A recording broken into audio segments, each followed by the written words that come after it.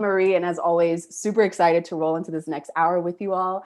We had some early birds joining us, so I know that this is a really great conversation to have. Folks were joining the conversation early before we even started live, and I had a brief moment to chat with our guest speaker, so I know she's going to drop a lot of knowledge today. But before we get started, I just want to go over some quick housekeeping rules so that we all feel comfortable and confident in this next hour.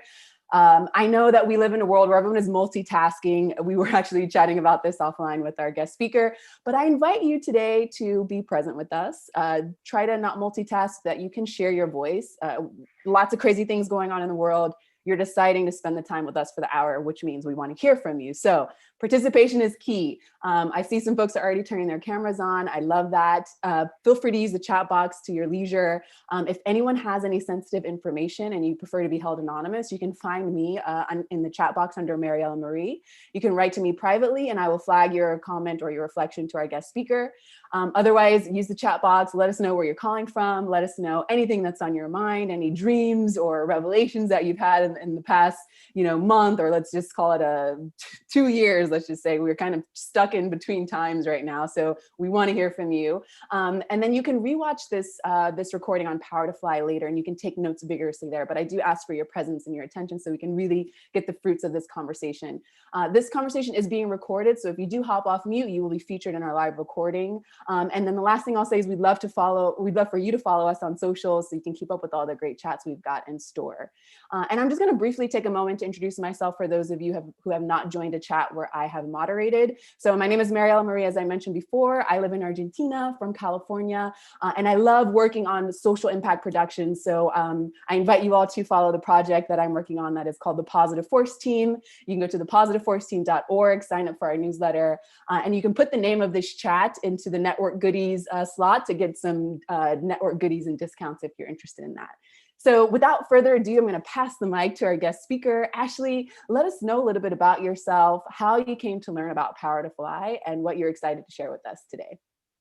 Thank you so much. I'm so honored to be here and joining you all today for this chat and learn. And a little bit about me.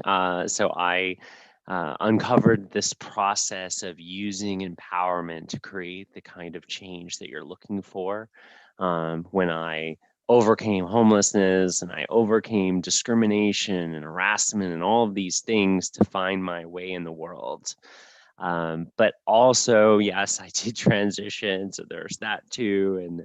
And the transgender community is facing so many things going on in today's world.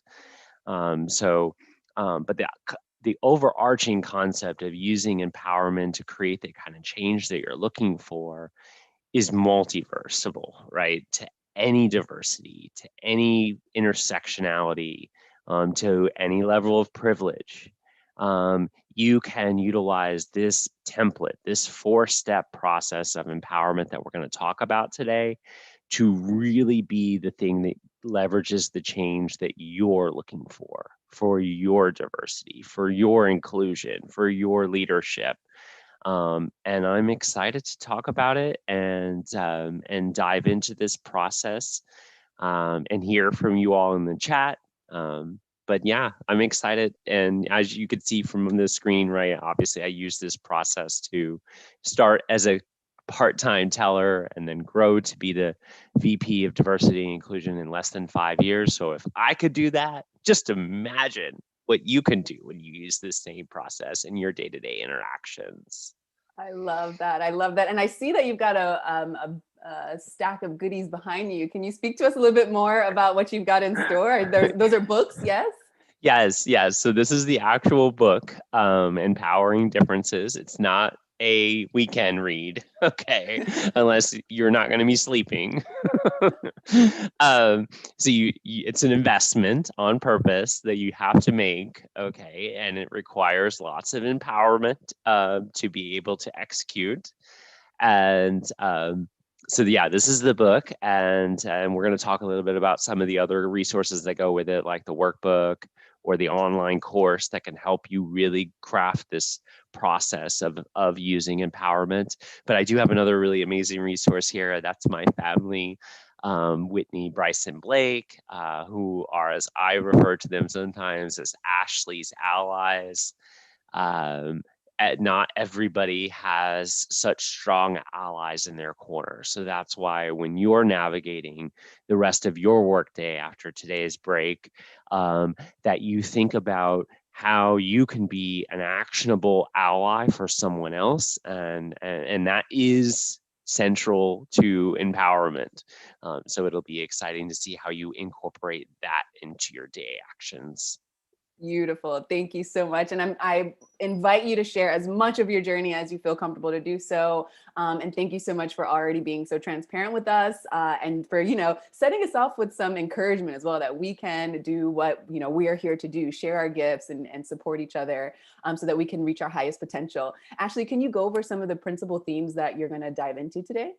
Oh yeah, so yeah, definitely. This understanding these concepts of using empowerment to leverage the kind of change that you're looking for, and that's using the four-step process, but also right connecting with empowering others, as you see on the screen. But really, we want you to feel empowered, and that's that is you're going to connect better with the feeling of of how to be empowered, right? And how to empower others. Because if you are only focusing on yourself, that's not necessarily really rooted in what empowerment is. So remember that empowerment is giving power and authority to someone else, literally handing it to them. And that concept is going to be something that we're going to definitely dive way into today.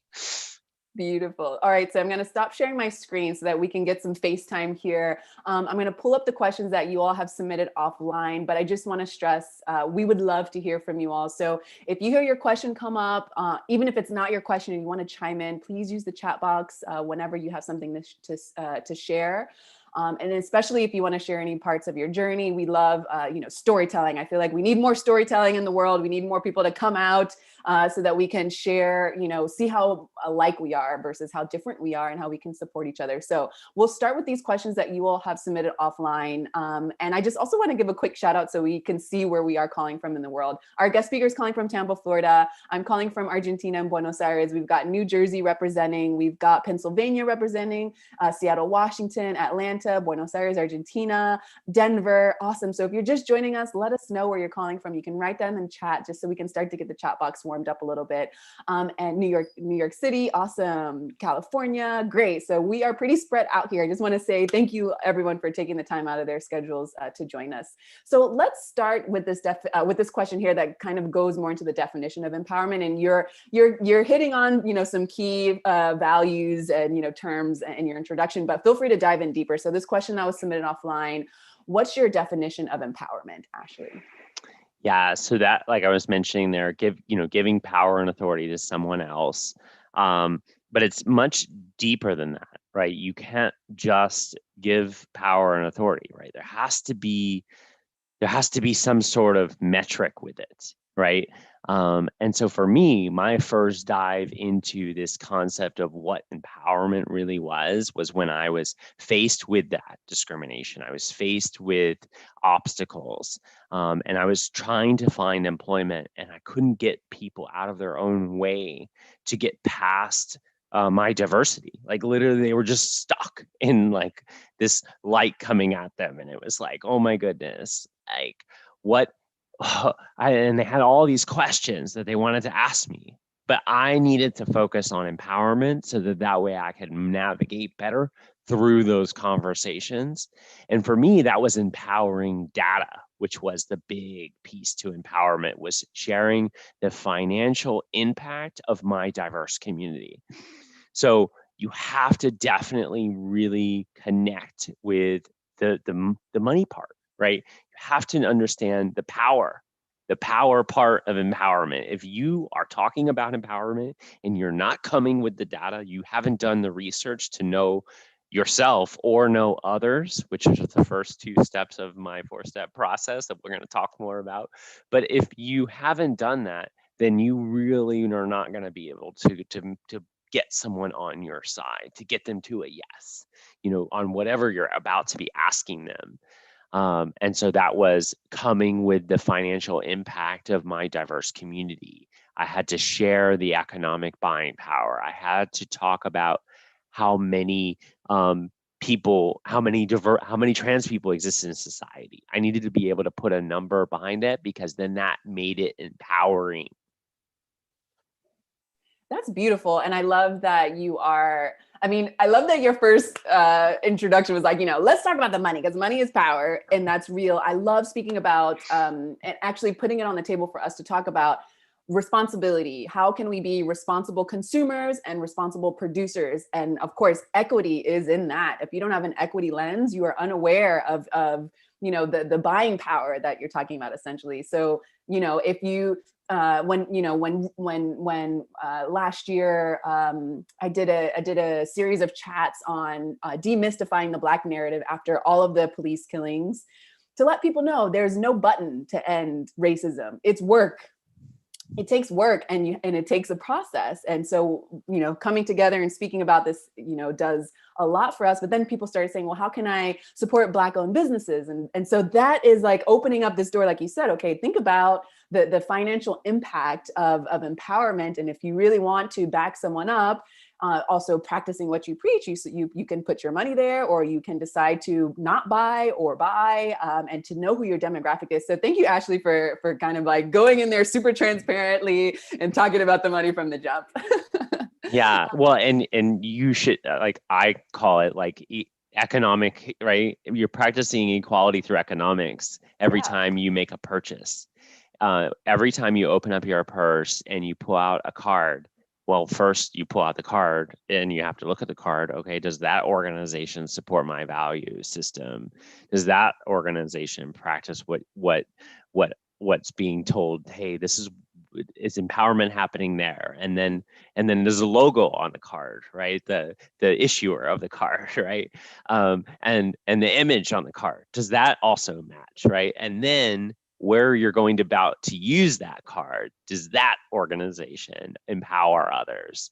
Organizations who empower others is actually chapter 18 in my book.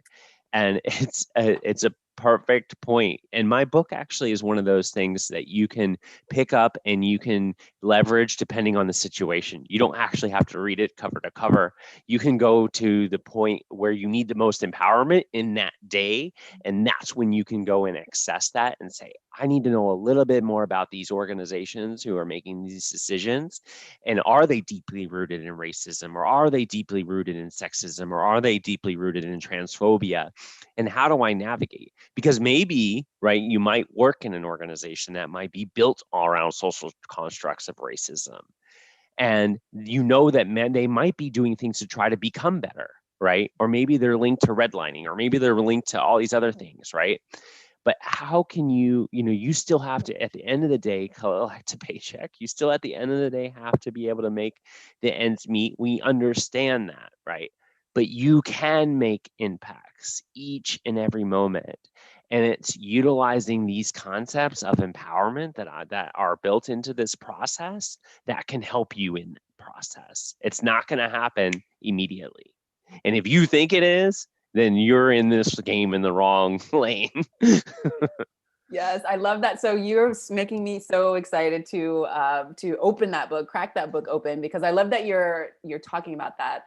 I find that, I don't know if it's because we're just lazy, or as I shouldn't say lazy, that we enjoy comfort as Homo sapiens.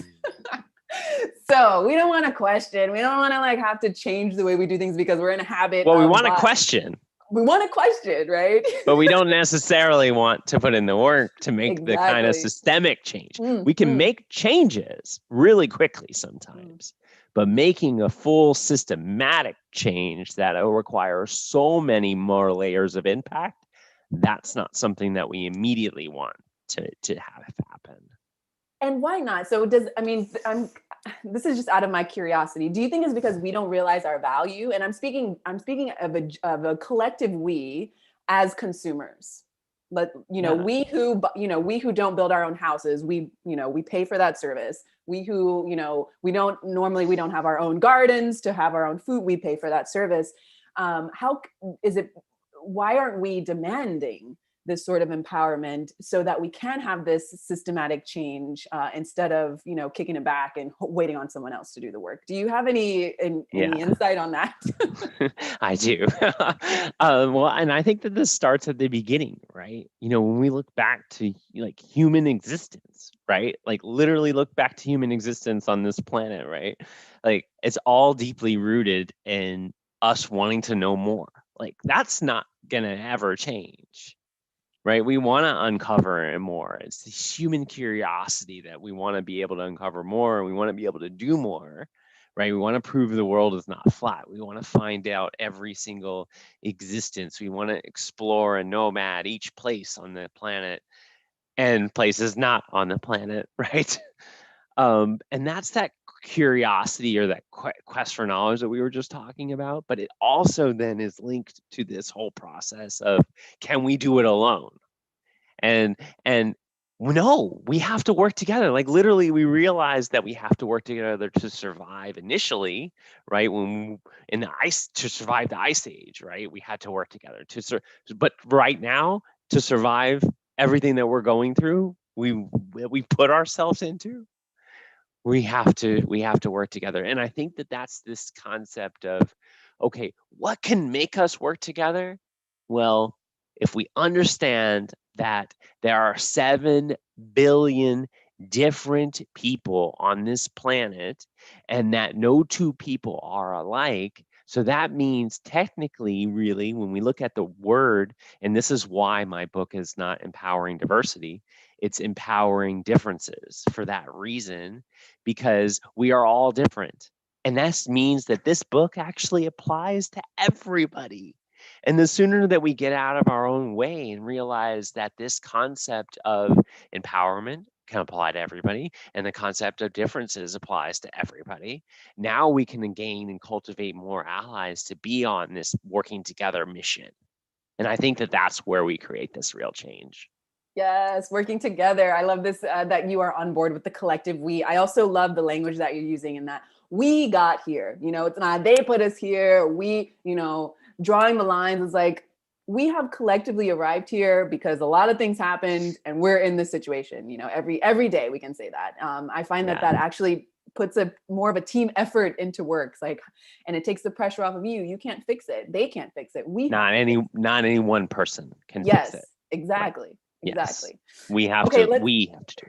we have, yes, we. I love that. Thank you, Ashley. I see we've got some more folks turning their cameras on. Hello, I see you all. Thank you for joining with your faces.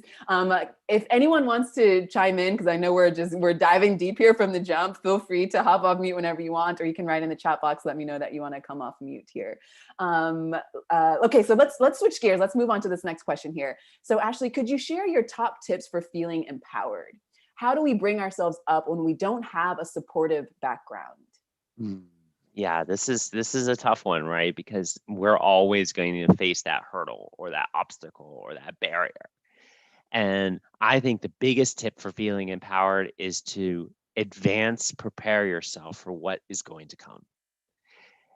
If you haven't yet already encountered it, you know that you're going to get a no, right? And if you can manage to what those no's are and be better prepared, and that's what I had to do in these job interviews. I needed to know, okay, yes, they're going to ask me about my differences, all of them. And sometimes I had to take into account, I'm like, okay, am I for the first time facing sexism? Oh, okay, that's what that is. Oh, I'm facing, oh, that's LGBTQ scared. Somebody's scared about the LGBTQ. Okay, that's transphobia. And I was like, okay, wow, these are all kind of different. I have to unpack them because they each had a different solution. And so knowing right, this goes into this step one, actually all 4 steps of the empowering differences fly here. Okay, so step 1 is know yourself. So you have to look into all of your differences. And if you don't know yourself, you can't prepare yourself, you can't help, you can't empower others, okay, until you have yourself right. And so knowing yourself is really, really important. And for everyone that's in the event and then watching later, you'll be able to access this, but I'm going to put the link in the chat here for the self-assessment, which is your way to really, really connect to know yourself. And you can access that for free. It's my gift for participating today. So definitely go and do that because that's going to be the first thing. And that will help you to know what privileges you have and what disprivileges you have. Though that's going to help you prepare for this process of encountering any obstacle that you may face. And then step 2 is knowing others. And that's where the research comes into play. So I had to be able to know what the no was going to be from that job interview. And the no was, oh, I'm uncomfortable. Literally uncomfortable working with you or someone like you. And I would say, okay, well, let's put that money behind it.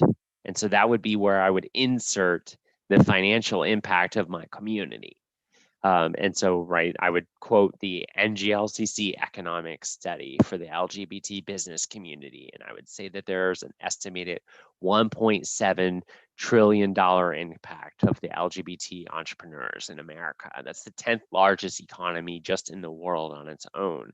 I would say that in a job interview, and then you watch, it's like, wow, we're moving in a much different lane all of a sudden, right? And then that leads to step 3, which is developing your strategy. And so you start using this information, the information that you learned about yourself, to cultivate your own empowerment strategy. And then you use actions. And that's the step 4. So you kind of have to be navigating through all the steps to really prepare yourself for empowerment. Beautifully said. And that's a great segue into this next question here. By the way, if you all, those of you who submitted these questions, I just want to say thank you for bringing your personal reflections, trials and tribulations into these questions, and that you are not alone. So I just want to say thank you for submitting these questions here. What would you suggest doing if someone that you love is stopping you from being fully empowered? I have some people from which I care deeply, but their negativity keeps bringing me down. Yeah. And especially everything that happened from 2020, like put a highlight on this, right? I mean, honestly, I think that you cannot cut them out. If you cut them out, you're not going to empower them. I think that you have to have lots of patience. I mean, I think about encountering individuals. I mean, you're going to have to pick and choose the points that you give them empowerment, and then the mode in which you do that, the medium at how you do that might change. Maybe sending them a text message instead of calling them, because if you call them, then you're going to get broken into this down a tangent. So then maybe you switch the mode of communication with them, or maybe you're just going to send them, though maybe you help them with one of those steps of 4-step process of empowerment. Maybe you send them my book, right? Or maybe, yeah, I mean, shameless plug, but maybe you send them this link for the self-assessment that you have now. Maybe you choose different communication modes or different communication points to be able to build that connection with the individual. And not having it be the same mode. And I think that what you'll see then is you'll see kind of that different reaction, and then you'll kind of know the best way then to approach it. But definitely, I know sometimes we might want to just let's not unfriend them. Maybe let's unfollow them or snooze them for 30 days. Okay. But if you unfriend them, and this goes on the other end of the spectrum too, right? Because I know that chapter 8, Navigating Political Differences, in my book, is another great resource that you can flip to when you are facing maybe the other side of wherever you live on the political spectrum. You're going to have to realize that if you unfriend people just because you're different from them, then you're not contributing to the solution. You're part of the problem. Yeah, can you say that again? I see some heads nodding. Just one more time. Say that again. If you unfriend someone because you disagree with them, then you are part of the problem, not part of the solution.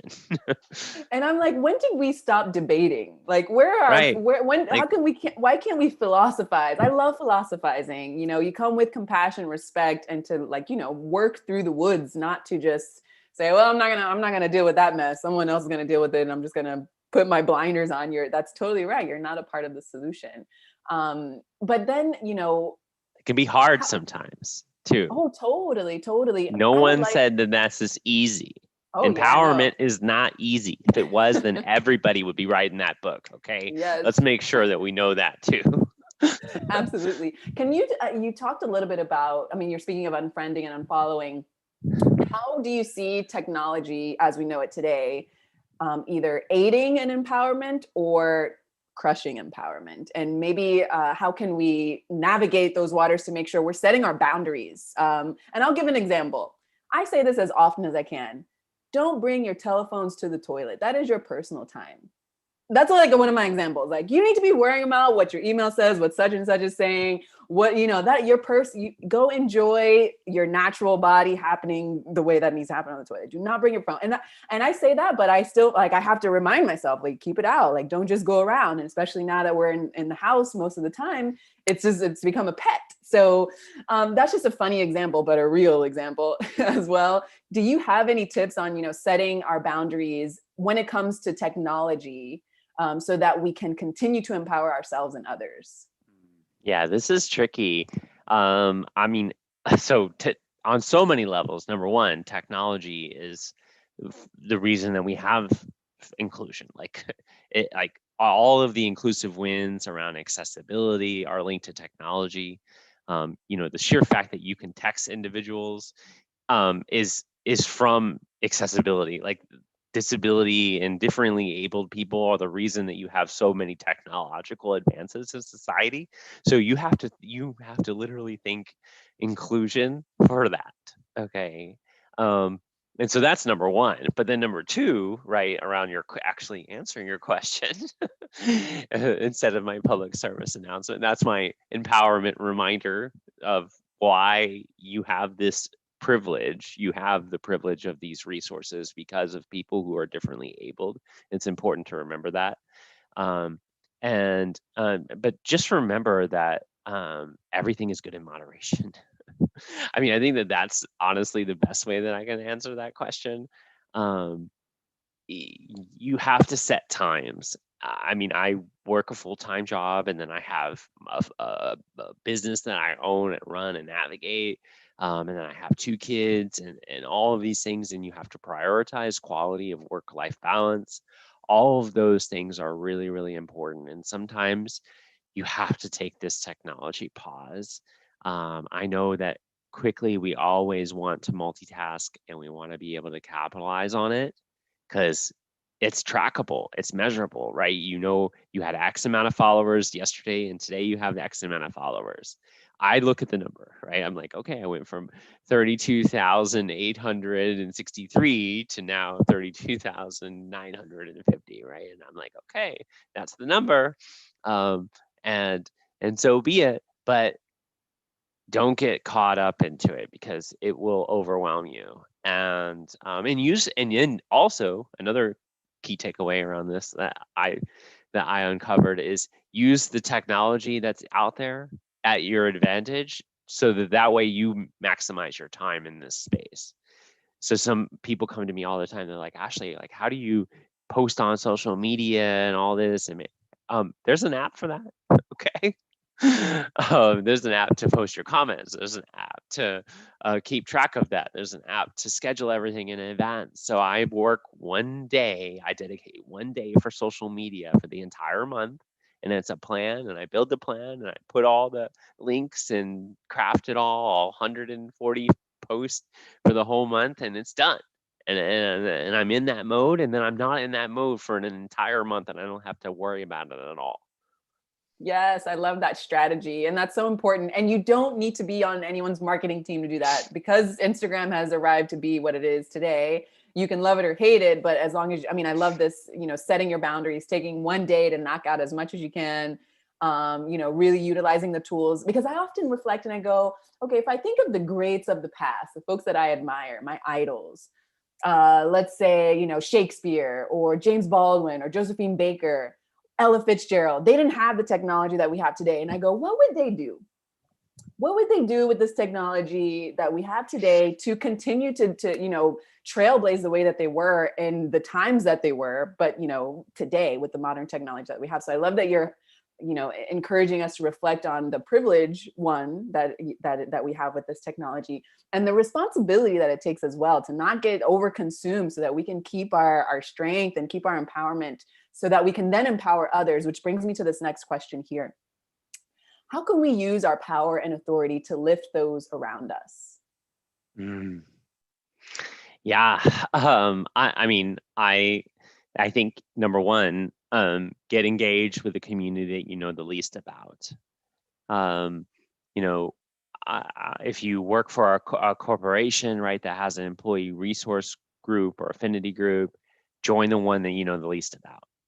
Oftentimes we immediately want to join the one that we're associated with, and you can do that. Totally do that and support your own community, but definitely also join one that you know the least about. Because that's going to really help you learn more about another community. And don't don't burden the diverse community person that you're wanting to learn about with all your questions, because you're going to have them.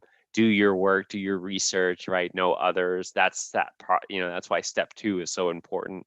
And that's where you learn about intersectionality. That's where you learn about privilege. You learn about those things because they're like a meter, right? As your intersectionality grows, your privilege now is lower. And then as you are less intersectional, your privilege now goes up, right? So realizing that there's a meter for that.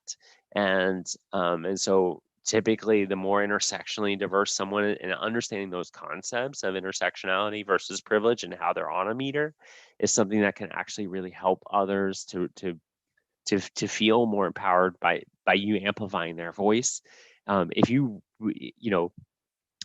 this is a good point in time maybe for me to do a public service announcement. If you didn't know that the transgender community is facing so many barriers, right, around employment, 80%, okay, so 40% of the trans community is unemployed and 40% of the trans community is underemployed. So that means 8 out of 10 transgender people in the US are either unemployed or underemployed. And let me just tell you, as you add more intersectional layers to that group, the privilege becomes lower. So that means trans women of color. So Black transgender women are facing so much more barriers. There's a reason for that. So if you just literally went right now and you were multitasking and you happen to type in the hashtag Black Trans Lives Matter or Black Trans Lives or Black Trans, any of those hashtags, and you went and actually literally just followed the first 10 advocates in that space, you're then actually amplifying their voices by adding to their follower count. And then you restart retweeting things from them. That's going to actually literally be something super easy that you were already multitasking anyways. And let's not kid ourselves. And it's going to actually really build up their count. It's going to make them more visible.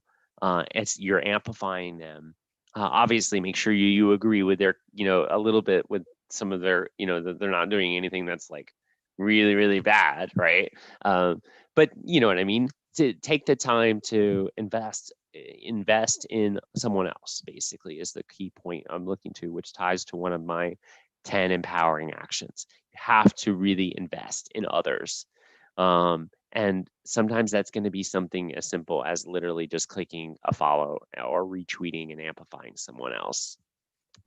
And also realizing it's a two-way street, right? Because you're empowering them, but then you're also learning about, you're opening the door to learn, to hear, to see things that you had no idea about before, right? So to see that you are benefiting from this as well. This is not just a give, or a take. It's a win-win, or it can be a win-win situation if we really put some intentionality behind it. And we, as you said, we always are multitasking. Put your reminders in your calendar. Like, today I need to follow 2 more people. What can I learn today? I mean, it might sound like such a simple thing, but I mean, I love that you're flagging that it's simple, but it's important. The other day I was interviewing a woman who was speaking about the importance of social capital. Like who how you can lift voices up, how things like echo across the world now. Again, if we reflect on the greats of the past, how long did it take for that to, be heard on the other side of the world? How long, or, what were the repercussions because it couldn't happen, immediately, and to not take advantage of it either. I find that the never-ending scroll, I don't know what you call it these days, but that can also keep us a little complacent. Like, oh, another person was shot today, and now I'm going to buy something on Amazon, and now I'm going to sit down and do nothing. Whoa, that's a really complacent, dark rabbit hole that we're getting ourselves into. So, to be intentional, if I'm going to be on social media, then I want to learn more about this community that I have no idea about, or that I'm curious to learn more about, because, things are not balanced these days. This is not a holistic, viewpoint that we're seeing on social media, in our policies, all these things. So let's hear from the people. And I love that you start that we are all diverse. We're all different, unique, different individuals. How many? 7 billion? Crazy, right? 7 billion. 7 billion. Crazy. Yes. Okay. So I love speaking about emotional intelligence, and I love to take some time to hold for a light pause, to practice some reflection, and to see if anyone wants to hop off mute. This will be your chance. So I'll just hold for a light pause. If someone wants to hop off mute, go for it. I have hopped off of mute. Can you hear me okay? Yes, Gabby, I can hear you. Go for it. Hello. So I wanted to join this meeting. I've attended a couple other Power to 5, but it was pretty awesome. I am working as a healthcare provider in the Seattle, Washington area. So a part of me joining this was to kind of understand empowerment and differences, like Ashley alluding to. I am the DEI committee chair of our state local chapter, and I found that it has been this subject of diversity, equity, inclusion, differences, everything it's just overwhelming. And some of it is just having the baseline conversations with people just so that they can understand where you're coming from. But the challenges that are facing us are just so hard. And there are a lot of other people I've tried to connect with, and they just feel that they're kind of like a one-man team and no one's supporting them. And so I'm trying to get us to all come together and just have some of these hard conversations. I found that trying to get people to commit even on a monthly basis for 10 to 15 minutes is sometimes too much to ask, especially for other healthcare providers that feel like they're struggling. So I'm trying to overcome, that as well. I think that we're all a little bit selfish, unfortunately, as human beings, because if we feel like we can't relate to that struggle, sometimes we don't show as much interest that we need to generate. So it's been hard. But from a healthcare perspective, trying to understand people for their differences and making sure that in my workplace, I'm creating the most, inclusive environment that I possibly can, even if it's as something as just changing the wordage that we have on our paperwork to make sure that we can just, provide the support that we need, or resources that we need. That's what I'm trying to do. But this change is just going to take a long time, I feel but part of it is just generating the interest of people around me and coming together to just stimulate conversation. Yeah, and you bring up a really great point, which is it's very buzzword generating. Empowerment, diversity, inclusion, equity, right? We've talked about a lot of these buzzwords today. And then social justice, right? Equality, right? Literally all of these are all in the same world, and everyone's expecting you to solve them all at the same time. But the end result, just remember that they're not just buzzwords, they're actual actions. And when you simplify it into the way that I've presented it in this process of empowering differences, I feel that all of those buzzwords are all centered as empowering actions. And that's why I built it this way, was to really help people have something literally actionable that they could take away to say, okay, this is actually actions. These are actions that we can take. And the 10 empowering actions to leverage change is one of those resources that you can say, hey, this is a resource. And this will help you understand of why inclusion works, right? And there's actions that go with inclusion. There's actions that go with empowerment. There's actions that go with understanding how access and accessibility works. So it's all of these things are kind of deeply rooted in helping you in this process. So I definitely would suggest that you connect with me or any other resources out there that can help you in this space. Do you feel like the transition line is not like a solid forward, that sometimes you take a step forward and then take 2 steps back, and that it's this just learning process of just learning through some of the mistakes sometimes with other people? Yeah, I mean, I think that if you are doing the work, you're always going to be moving forward. Yeah, some people may be moving back, but if you keep continually moving forward and then keep checking on them and keep making sure that they're on somewhere along the train that's moving, right? It's an inclusion journey, right? Inclusion is a journey, and it's going to be different on each person that's along that journey. The way that they're going to receive that information is going to be different. And time, right, goes the way that time is received by each individual is also processed differently. And I learned that honestly, I learned that the hard way. Starting with family members, like going through this process, realizing that some were 5 minutes. Oh my goodness, Ashley, what can I do to support you? Wow, this is amazing. You're going through this process. We're here to support you. And then others, it might have been a little bit different. It might have been 6 years before we were having a conversation. So everyone moves at a different pace, and understanding that as long as they're somewhere along the movement, right, they may be further on the train car down the line, but as long as they're on the train somewhere, then you know that they're moving in the right space. I know it's not easy. Thank you but the so more much for that. yeah, Yes. the more tools and resources that you have at your disposal, that's how I feel that this can make a major impact. Absolutely. Thank you, Ashley, for that beautiful reflection. Thank you, Gabby, for sharing where you are in your journey. And if I can just echo everything that Ashley's saying, and also say, don't be discouraged. It's a journey for sure. And I think that if, as we are coming out of the binary and we realize that, we are all different, there is this holistic vision, there is this, nothing is black or white, nothing is, or we shouldn't polarize things, because that separates us more than not. If we are on this journey, it's probably not going to be like a direct arrow. There are going to be times where we have our mission, right? And we go for it, but instead of being discouraged because maybe we got knocked back one step, like Ashley said, we are on the journey still. So maybe it's a matter of, having these allies who can remind us that we are, making steps forward, even if we feel like we're being pushed back by all of the historical mess. There's been generations of this, that we're working on right now. And how can we be inclusive? How can we be inclusive in the workplace?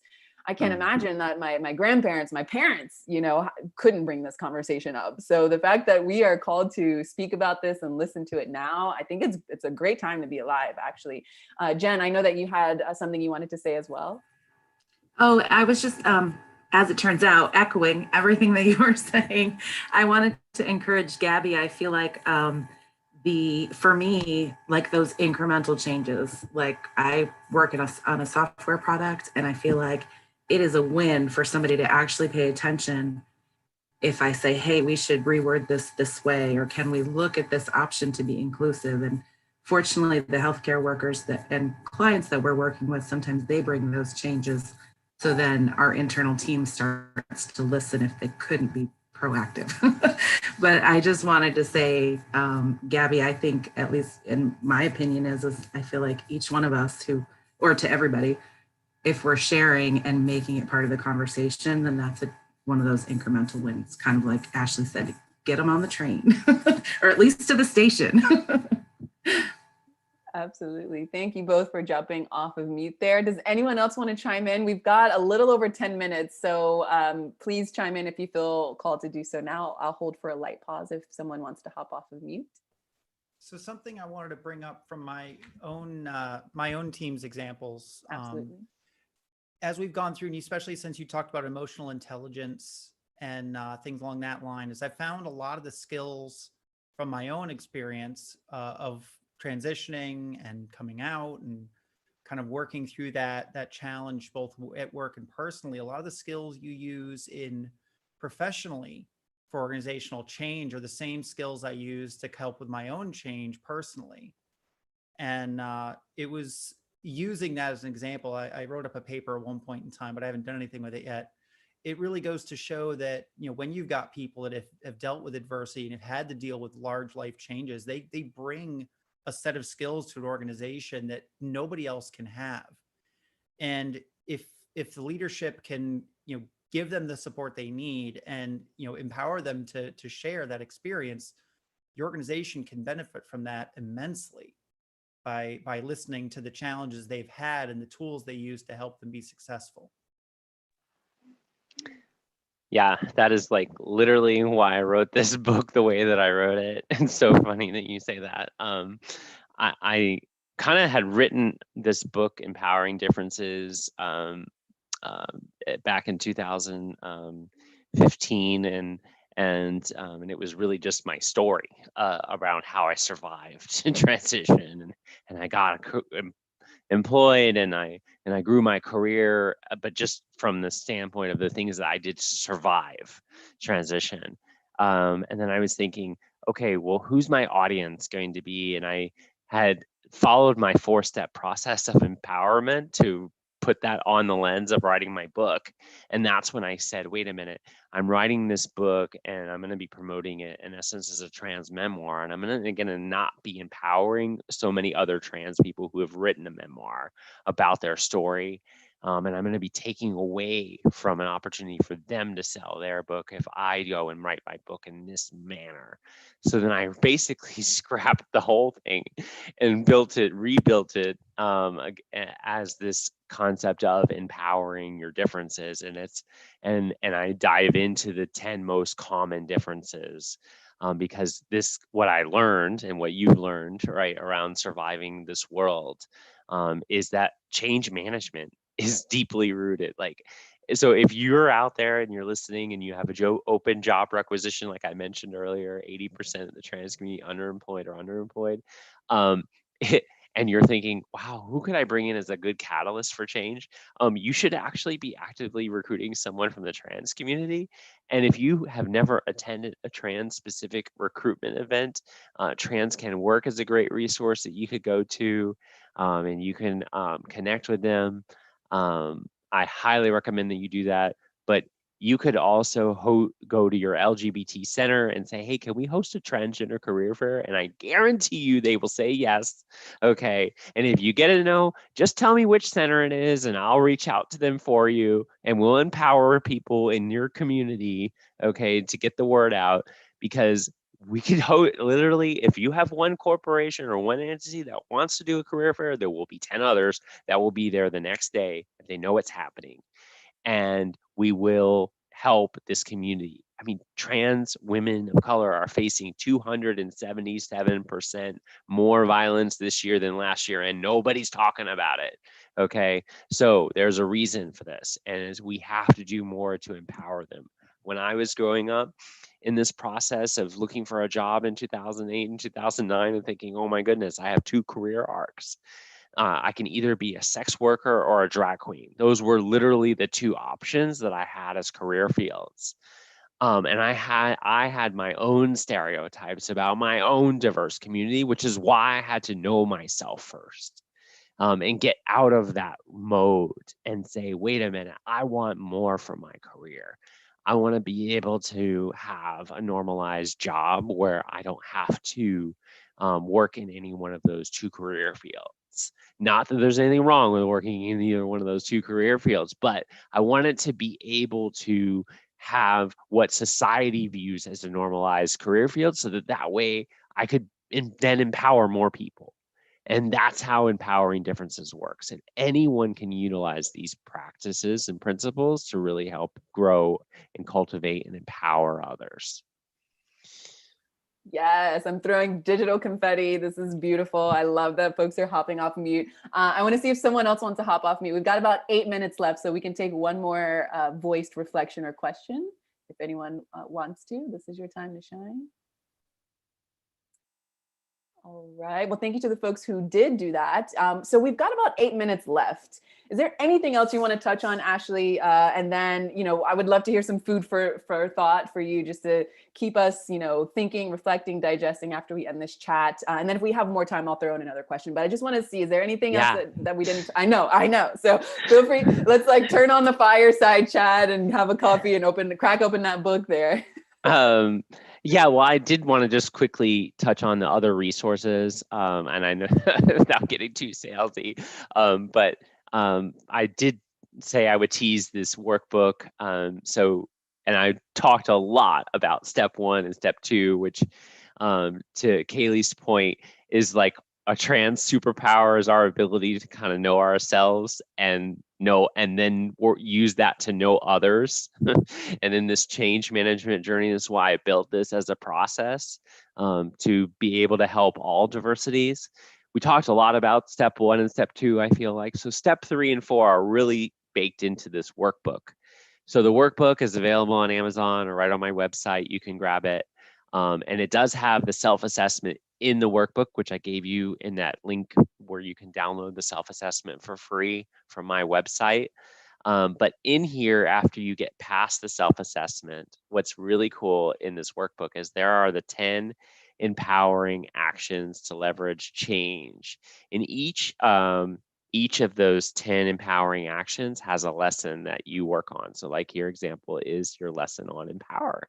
So if you really wanted to drill down deeper for people on your team and you want them to really understand how to empower others, or how to be more inclusive, or how to create more access, right? Those are just 3 of the 10 empowering actions to leverage change.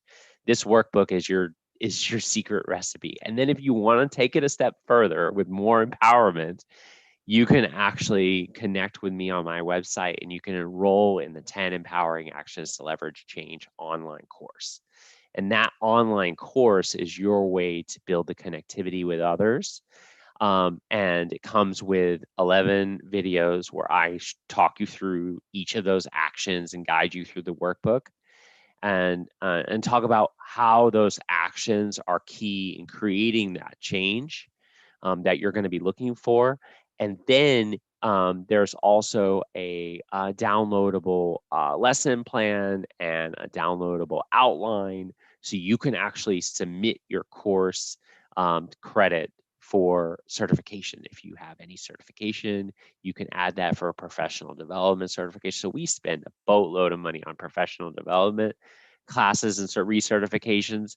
So if you're doing any of that, take the time and empower others. And anything that you do through my website, I actually donate 10% of the proceeds to GLAAD, because I serve on the National Board of Directors for GLAAD. And GLAAD works to amplify LGBTQ voices. So just know that there's that going on there. And I did do a special coupon code for all of our special attendees today of Power to Fly. If you type in Power to Fly on my website, you'll save half off of anything that you buy, which I think is pretty cool too. It's empowering, hopefully. Yes, beautiful. I love the way that you are sharing your voice and sharing your message. I also love that you are practicing what you preach by, having 10% of any purchases made go to a cause that you find to be empowering other folks and yourself as well. I feel like it's great that you share this, because I hope that we can take that as inspiration to start incorporating that in the things that we do, so that we can affect change through what we're doing and say, I don't know, X amount of something is going towards someone who is out there, on these streets, helping amplify voices when maybe I can't be there, for example. So using our privilege in that sense. Ashley, you're doing such beautiful work. I'm excited to crack your book open. I love these shameless plugs, like keep them going. I'm going to go to your website after we finish this chat. We've got folks writing in the chat box as well that they appreciate your insight. So we've got just about 4 minutes left. Anyone else want to hop off mute? Or Ashley, did you want to say anything I did else? have one more empowerment thing that I'm willing to offer. Is that anytime I do sell my online course to a corporation for their employees, I match that to a nonprofit entity. So right now, I'm looking for a nonprofit organization that wants empowerment for their constituents.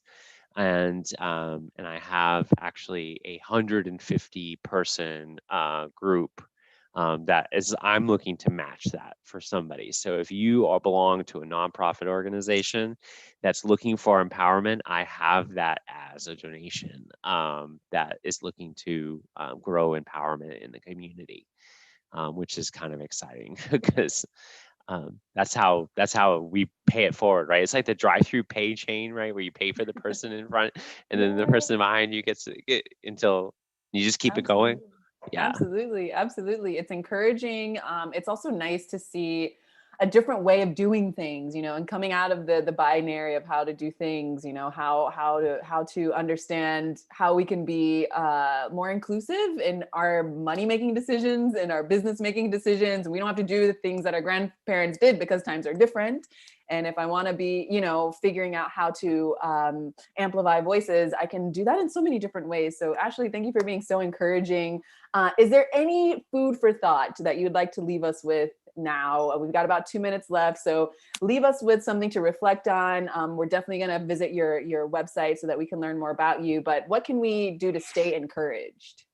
I think that just focusing on those, like choose one action to focus on that day, and make that impact that way, and then measure the impact that you do make, and then share the success. Don't make it too hard. If you try to do all 10 empowering actions at once, it's not going to work. Like I was focusing on 3 to get hired. Okay. And then after that, I would focus on each one a day. And then that's what helped me grow my career from teller to VP diversity and inclusion. Don't try to do it all at once. Okay.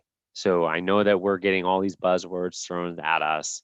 Just pick one, focus on that day and how you can make the impact. Keep track of the impact so that way when someone says, oh, does inclusion work? And you can say, yes, I talked to X amount of people on inclusion, and this was the impact that happened in our organization. We moved the needle on X amount of people were impacted, which is 5%, 1%, whatever it is. The measured impact, and that's empowering. Yes, I love this. And I can't wait to rewatch this. I hope that you all will rewatch this later. For those of you who joined us today, you'll be getting an email with the rewatch link and all of these awesome resources that Ashley has been dropping throughout the hour. Thank you so much, everyone. This has been such a delightful conversation. Ashley, best of luck with all of the great things that you're discovering and sharing with the world. Thank you for those who hopped off of mute. Thank you for everyone who joined us, and whoever is rewatching this who didn't get a chance to join us live. Hope to see you on another live Chat and Learn here at Power to Fly. Until then, be safe and take care, everyone.